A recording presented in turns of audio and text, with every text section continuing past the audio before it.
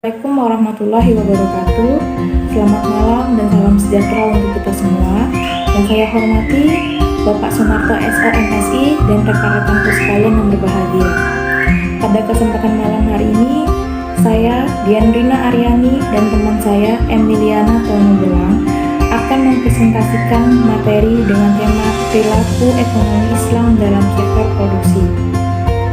Ekonomi Islam merupakan istilah untuk sistem ekonomi yang dibangun atas dasar-dasar dan tatanan Al-Quran dan As-Sunnah dengan tujuan maslahah atau kemaslahatan bagi umat manusia, sehingga secara konsep dan prinsip ekonomi Islam adalah tetap. Namun pada prakteknya untuk hal-hal yang situasi dan kondisi tertentu bisa saja berlaku luas, bahkan bisa mengalami perubahan. Prinsip ekonomi Islam dapat dirangkum dalam 4 prinsip, yaitu tauhid, keseimbangan, kehendak bebas, dan tanggung jawab. Produksi tidak berarti hanya menciptakan secara fisik sesuatu yang tidak ada, melainkan juga membuat barang-barang yang dihasilkan dari beberapa aktivitas produksi yang memiliki daya guna. Tujuan kebahagiaan dunia dan akhirat dalam produksi berkaitan dengan maqasid al-syariah. Sebagai prinsip produksi, antara lain kegiatan produksi harus dilandasi nilai-nilai Islam, sehingga dalam memproduksi barang atau jasa tidak boleh bertentangan dengan penjagaan terhadap agama, jiwa, akal, keturunan, dan harta. Prioritas produksi harus sesuai dengan prioritas kebutuhan, yaitu doriyat, hajiyat, dan khasmiyat. Kegiatan produksi harus memperhatikan aspek keadilan, sosial, zakat, sedekah, infak, dan wakaf. Mengelola sumber daya alam secara optimal, tidak boros, tidak berlebihan, serta tidak merusak lingkungan, serta distribusi keuntungan yang adil antara pemilik dan pengelola, manajemen, dan karyawan. Produksi tidak bisa lepas dari faktor sebagai alat produksi berupa faktor alam atau tanah, faktor tenaga kerja, faktor modal atau kapital, faktor manajemen, teknologi, serta bahan baku. Selanjutnya, 4 prinsip ekonomi dalam Islam. Yang pertama, tauhid. Yang kedua, keadilan dan keseimbangan. Yang ketiga, kehendak bebas. Dan yang keempat adalah tanggung jawab. Yang pertama, tauhid. Prinsip tauhid melahirkan prinsip-prinsip yang menyangkut segala aspek kehidupan dunia dan akhirat. Ketika seseorang mengesahkan dan menyembah Allah Subhanahu wa Ta'ala, hal itu akan berimplikasi pada adanya niat yang tulus bahwa segala pekerjaan yang dikerjakan adalah dalam rangka beribadah kepada Allah Subhanahu wa Ta'ala. Karena pada dasarnya segala sesuatu bersumber serta kesudahannya berakhir pada Allah Subhanahu wa Ta'ala. Yang kedua adalah keadilan dan keseimbangan. Prinsip keadilan merupakan landasan untuk menghasilkan seluruh kebijakan dalam kegiatan ekonomi, sehingga berdampak positif bagi pertumbuhan dan pemerataan pendapatan dan kesejahteraan seluruh lapisan masyarakat. Prinsip keseimbangan mencerminkan kesetaraan antara pendapatan dan pengeluaran, pertumbuhan dan pendistribusian, dan antara pendapatan kaum yang mampu dan yang kurang mampu. Yang ketiga, kehendak bebas. Ajaran Islam berkeyakinan bahwa Allah Subhanahu wa Ta'ala memiliki kebebasan mutlak dalam berkehendak. Begitupun dengan manusia yang memiliki hak untuk memilih apa yang akan diperbuatnya, bahkan dalam mengambil pekerjaan atau memanfaatkan kekayaannya. Setiap orang diberikan kebebasan dengan cara yang ia sukai. Namun demikian, manusia yang baik adalah manusia yang mampu menggunakan kebebasan itu dalam rangka penyerapan tauhid dan keseimbangan dalam hidupnya. Yang keempat, tanggung jawab. Dalam prinsip ekonomi Islam, kebebasan yang diberikan pada setiap orang untuk berbuat sesuatu dalam mengambil pekerjaan apapun atau memanfaatkan kekayaan dengan cara yang ia sukai. Tentunya harus tetap bertanggung jawab terhadap apa yang menjadi pilihannya. Dengan bertujuan kebahagiaan dunia dan akhirat, prinsip produksi dalam ekonomi Islam yang berkaitan dengan maqasid al-syariah antara lain: yang pertama, kegiatan produksi harus dilandasi nilai-nilai Islam dan sesuai dengan maqasid al-syariah, tidak memproduksi barang atau jasa yang bertentangan dengan penjagaan terhadap agama, jiwa, akal, keturunan, dan harta. Yang kedua, kegiatan produksi harus memperhatikan aspek keadilan sosial, zakat, sedekah, infak, dan wakaf. Yang ketiga, mengelola sumber daya alam secara optimal, tidak boros, tidak berlebihan, serta tidak merusak lingkungan. Yang keempat, distribusi keuntungan yang adil antara pemilik dan pengelola, manajemen, dan buruh. Yang kelima, ada prioritas produksi harus sesuai dengan prioritas kebutuhan, yaitu daruriyat, hajiyat, dan tasniyat. Yang pertama, kebutuhan daruriyat atau kebutuhan primer merupakan kebutuhan yang harus ada dan terpenuhi karena bisa mengancam keselamatan umat Islam. Pemenuhan kebutuhan daruriyat terbagi menjadi 5 yang diperlukan sebagai perlindungan keselamatan agama, keselamatan nyawa, keselamatan akal, keselamatan atau kelangsungan keturunan, terjaga dan terlindunginya harga diri dan kehormatan seorang, serta keselamatan serta perlindungan atas harta kekayaan. Kedua, ada kebutuhan hajiyat atau kebutuhan sekunder, merupakan kebutuhan yang diperlukan manusia, namun tidak terpenuhinya kebutuhan sampai mengancam eksistensi kehidupan manusia menjadi rusak, melainkan hanya sekedar menimbulkan kesulitan dan kesukaran.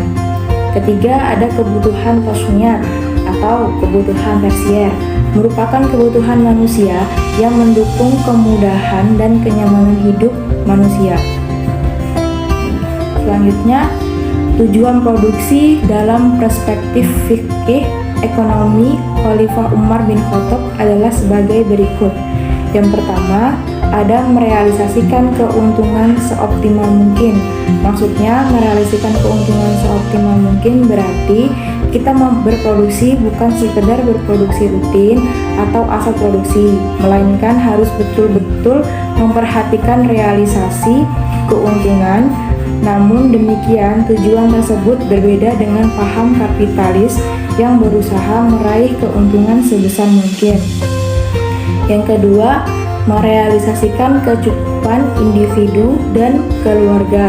Maksudnya, seorang muslim wajib melakukan aktivitas yang dapat merealisasikan kecukupannya dan kecukupan orang yang menjadi kewajiban nafkahnya. Yang ketiga, tidak mengandalkan orang lain.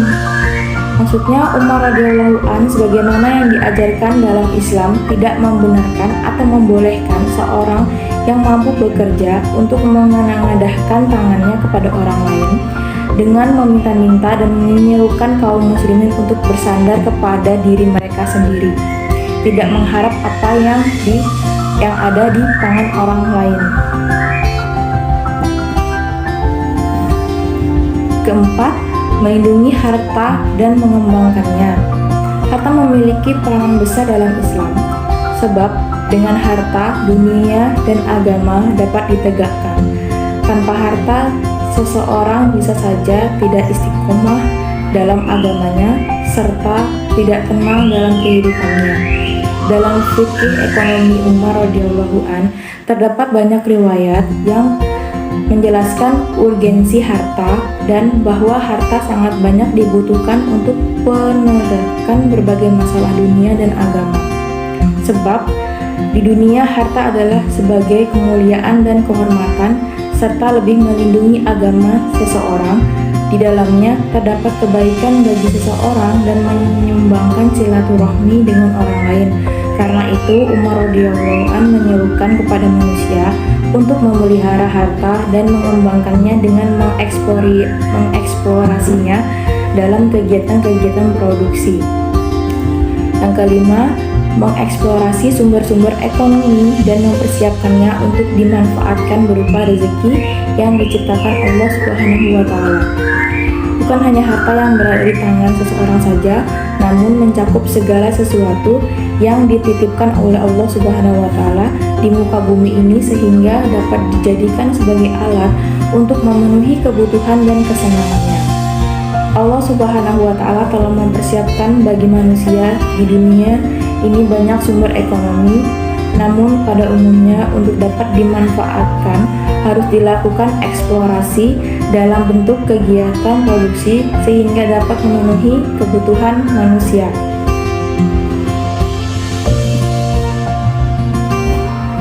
Keenam, pembebasan dari belenggu ketergantungan. Ekonomi produksi merupakan sarana terpenting dalam merealisasikan kemandirian ekonomi. Bangsa yang memproduksi kebutuhan adalah bangsa yang mandiri dan terbebas dari belenggu ketergantungan ekonomi bangsa lain. Sedangkan bangsa yang hanya mengandalkan konsumsi akan selalu menjadi tawanan belenggu ekonomi bangsa lain. Yang ketujuh, ada takorup pada Allah Subhanahu wa Ta'ala.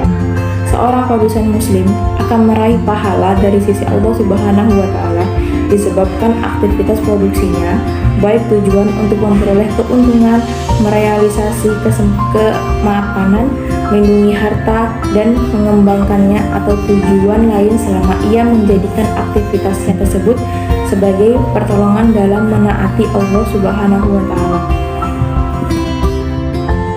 Kesimpulan, sistem ekonomi Islam merupakan istilah untuk sistem ekonomi yang dibangun atas dasar-dasar dan tatanan Al-Quran dan Al-Sunnah dengan tujuan maslahah atau kemaslahatan bagi umat manusia dengan memiliki 4 prinsip, yaitu tauhid, keseimbangan, kehendak bebas, serta tanggung jawab.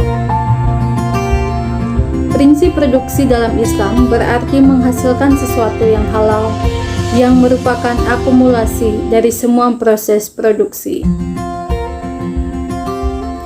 Prinsip produksi dalam ekonomi Islam bertujuan untuk kemaslahatan dan kebahagiaan dunia dan akhirat, sehingga kegiatan produksi harus dilandasi nilai-nilai Islam dan sesuai dengan maqasid al-syariah. Tidak memproduksi barang atau jasa yang bertentangan dengan penjagaan terhadap agama, jiwa, akal, keturunan, dan harta. Prioritas produksi harus sesuai dengan prioritas kebutuhan, yaitu daruriyat, hajiyat, dan tahsiniyat. Kegiatan produksi harus memperhatikan aspek keadilan, sosial, zakat, sedekah, infak, dan wakaf. Mengelola sumber daya alam secara optimal, tidak boros, tidak berlebihan, serta tidak merusak lingkungan. Distribusi keuntungan yang adil antara pemilik dan pengelola, manajemen, dan karyawan. Dalam hubungannya antara perusahaan dengan tenaga kerja, sebagai kompensasi atau imbalan atas jasa kerja yang diberikannya dalam proses memproduksi barang atau jasa, maka diberlakukan upah sebagai bentuk imbalan dan insentif hasil kerja. Sistem pengupahan tersebut dapat dikelompokkan menjadi sistem upah waktu, sistem prestasi atau satuan produk, sistem upah borongan, sistem upah, dan sistem upah bonus. Islam memberikan pandangan untuk selalu memberitahukan sistem serta besaran upah yang akan diberikan kepada setiap tenaga kerja. Bahkan, Islam mengharuskan perusahaan untuk tidak menunda-nunda pembayaran upah tersebut. Demikian presentasi kami kali ini. Semoga apa yang disampaikan dapat bermanfaat bagi kita semua. Apabila ada kesalahan, mohon dimaafkan, karena kesempurnaan sesungguhnya hanya milik Allah Subhanahu wa Ta'ala saja.